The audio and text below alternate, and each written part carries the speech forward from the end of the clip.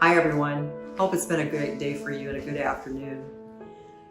We've become very accustomed to the technology that surrounds cell phones, haven't we?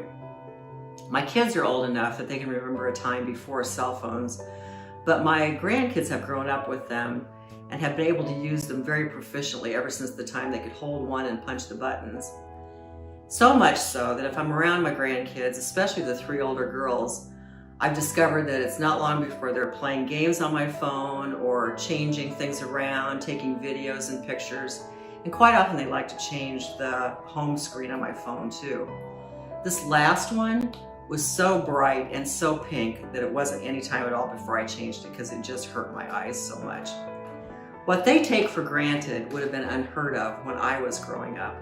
Having the ability to purchase something like a cell phone and maintain that and all the technology involved would have been a luxury my family just flat out couldn't afford. I'll never know the particulars, but my family was not well off by any means during my childhood. And though I know I've never heard of us referred to as poor, we certainly didn't have much room in the budget for extras and fun things, mostly just the necessities of life. We lived on one income in the 50s and 60s, and it was a preacher's salary to boot. So that meant that we had food on the table and things that we needed, but there wasn't much wiggle room for extras or anything fun. We never got government help that I know of, or food baskets or other kinds of supports like that, but my mom made most of my clothes. My brothers got hand-me-downs from friends and neighbors, and our churches that we served would provide garden produce and food during the summer and late fall that my mom would then freeze and can, which greatly helped stretch our food budget for our family of 5. In Deuteronomy, God exhorts the Hebrew people to take care of the poor. Since there will never cease to be some in need on the earth, I therefore command you, open your hand to the poor and needy neighbor in your land.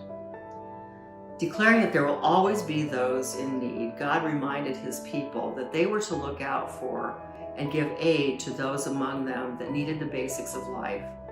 And that certainly hasn't changed for us today. As we all know, this past year has been a hard one economically for a lot of people.